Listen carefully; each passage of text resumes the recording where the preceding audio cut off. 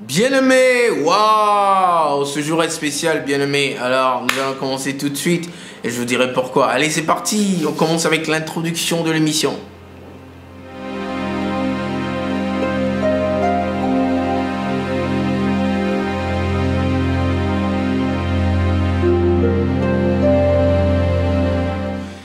Bienvenue encore une fois, bien-aimés, dans un nouvel épisode spécial de Adat Études aujourd'hui. Je suis très heureux d'être avec vous aujourd'hui. Alors, tout d'abord, mon nom est Jean-Pierre Adjodi, je suis votre modérateur. Chaque lundi, dans cette émission que nous appelons Adat Études, nous partageons la parole du Seigneur. Nous faisons une petite étude biblique, environ de 10 minutes, et nous voyons ce que le Saint-Esprit dit à son Église que nous sommes. Cet épisode est spécial Passover, spécial Pâques. Et oui. Alors, ce que nous allons faire est ceci, nous allons vous montrer un extrait d'un enseignement à notre église Adat Connect, il y a de cela pas très longtemps, concernant cette fête de la Pâques, célébration du Seigneur. Et nous allons retrouver un peu après. Mais tout d'abord, j'aimerais qu'on lise un peu, que nous imprégnions de ce que c'est que cette fête, au cas où vous ne le savez pas. Et nous allons partir dans le livre de Exode, le chapitre 12, bien aimé. Exode, le chapitre 12, nous allons lire les versets 1 à 11 pour que nous comprenions bien. Allez, c'est parti, nous lisons. L'Éternel dit à Moïse et à Aaron dans le pays d'Égypte: ce mois-ci sera pour vous le premier des mois, il sera pour vous le premier des mois de l'année. Parlez à toute l'assemblée d'Israël et dites: le 10e jour de ce mois, on prendra un agneau pour chaque famille, un agneau pour chaque maison. Si la maison est trop peu nombreuse pour un agneau, on le prendra avec son plus proche voisin, selon le nombre des personnes. Vous compterez pour cet agneau d'après ce que chacun peut manger. Ce sera un agneau sans défaut, mâle, âgé d'un veau. Vous pourrez prendre un agneau ou un chevreau. Verset 6. Vous le garderez jusqu'au 14e jour de ce mois, et toute l'assemblée d'Israël l'immolera entre les deux soirs. On prendra de son sang et on en mettra sur les deux poteaux et sur le linteau de la porte des maisons où on le mangera. Cette même nuit, on en mangera la chair rôtie au feu. On la mangera avec des pains sans levain et des herbes amères. Vous ne le mangerez point à demi cuit et bouilli dans l'eau, mais il sera rôti au feu avec la tête, les jambes et l'intérieur. Vous n'en laisserez rien jusqu'au matin. Et s'il en reste quelque chose le matin, vous le brûlerez au feu. Verset 11. Quand vous le mangerez, vous aurez vos reins sains, vos souliers aux pieds et votre bâton à la main, et vous le mangerez à la hâte. C'est la Pâque de l'Éternel. Voilà les instructions de l'Éternel à Moïse et à Aaron pour célébrer la Pâque de l'Éternel. La Pâque de l'Éternel, c'est maintenant, bien-aimés. Et pour vous préparer pour cela, comme je l'avais dit, voilà un extrait d'un enseignement sur Passover, qui est la Pâque en anglais, à notre église, il y a de cela pas très longtemps. On se retrouve après. I believe that we're living in a dispensation where God's true knowledge, or rather what he has actually said, has been consumed into hyper-spirituality. Hyper-spirituality, boy. We've created two worlds for ourselves. One where we want to see everything spiritually, and the other one where we want to live. These two worlds. We apply the spiritual to where we live so that our outcome could be better. And we live out our lives with the hopes of one day attaining a spiritual heavenly abode outside of this world full of lust and of flesh, from the temptations that make us fail every day. That's heaven. We are not understanding the life we've been given.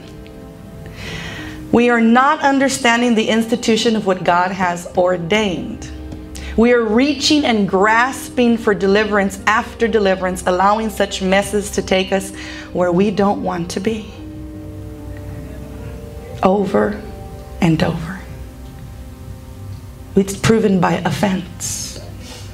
It's proven by strife. It's proven by envy. It's proven and proven and proven. All the deeds of your flesh prove that we have not understood God's ordination. Yeshua said, be ye perfect as my Father in heaven. Has anyone attained it? No, not yet. Not one? Oh, you want to quote back to me and say, all have sinned and come short of his glory.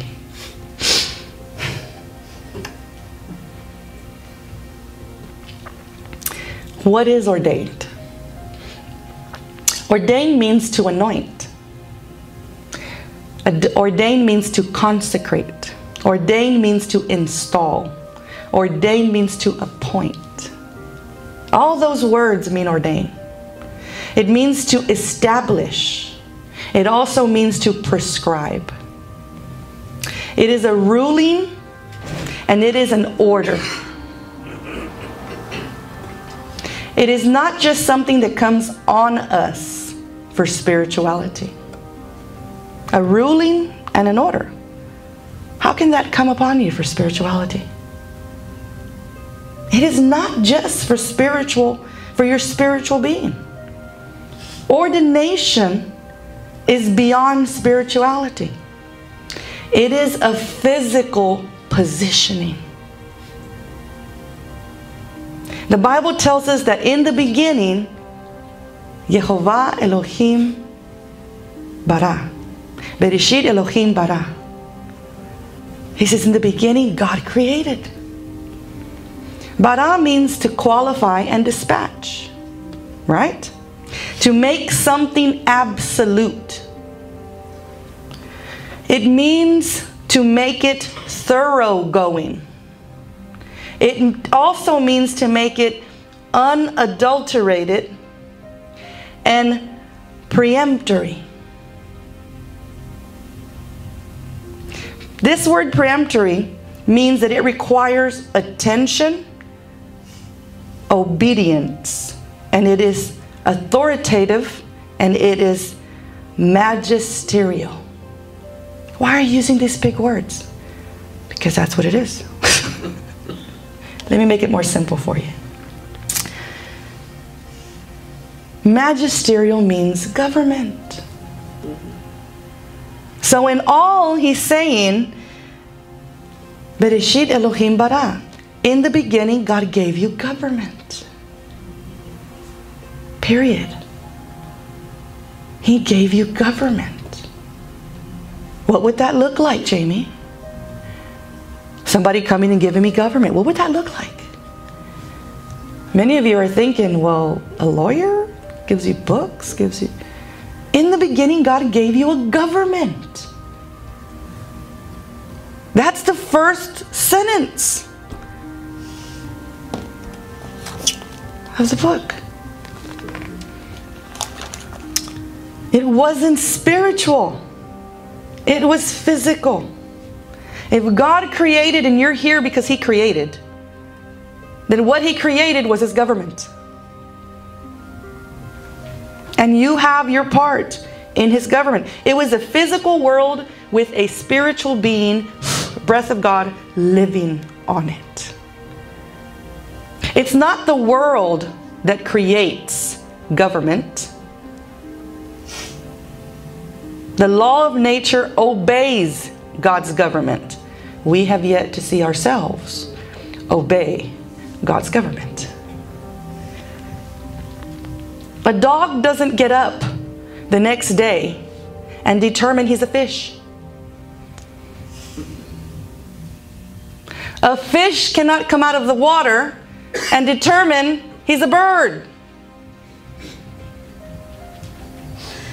And a flower that comes out of the ground cannot pluck itself up and become the rain. But yet we want to determine what we are, our own way. We have not bowed down to the natural laws of God. Not even from the beginning have we. From the beginning, God was striving to make man understand his authoritative position. He was striving. He made him the manager in the garden over all he saw. He gave him a helper to help in more than just offspring. His decree to Adam was not to invent, not to create, never to suggest, only to cultivate and manage. Adam allowed what he was supposed to manage him. And the serpent decided he could speak like a man.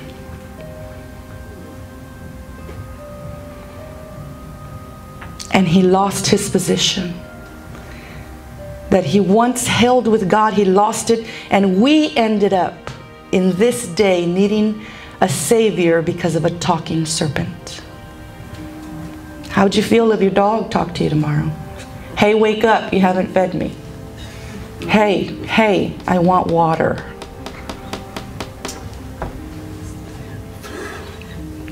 Your cat go and start pulling on you and say, my litter box is dirty. Some of us were going to run out the door. You see, even the children of Israel, while in Egypt, didn't remember this information about Adam. How do I know this? When Moses was given the law, he was given the book of the covenant, which was the book of Genesis. This book of Genesis was recalled by God to Moses. He recalled this book. He didn't write this book. He recalled the events that Israel had forgotten and gave them to him written by himself, a recollection of the archives in heaven. And he gives them to Moses and he says, they need to know this. And they need to read it every year. Think about this. This book, Genesis, was recalled so that the generations would understand the need to remember the ways of God. Egypt had disqualified its inhabitants, the Israelites, from the covenant. They had disqualified Israel from the knowledge of where they came from. Wow, bien aimé, je sais, et c'est très difficile d'arrêter cet enseignement ici, mais compte tenu du temps, nous étions obligés de le faire. Mais ne vous inquiétez pas, nous sommes en train de mettre par ici, en haut, ici, pour vous, à droite, le lien de tout l'enseignement. Donc après cet épisode, allez cliquer sur ce lien et regardez tout l'enseignement, et nous prions que cela vous bénisse abondamment. Alors merci beaucoup, bonne célébration de la Pâque en tout cas, et que le Seigneur vous bénisse en cette célébration spéciale pour lui. Et restez sur notre page, nous partagerons quelques informations encore davantage pour cette célébration pour vous aider à la célébrer en bonne et due forme. Merci beaucoup encore une fois de votre attention, passez une excellente fin d'après-midi, une excellente semaine, et on se retrouve la semaine prochaine, le lundi prochain à la même heure sur la même page pour un nouvel épisode. Allez, shalom.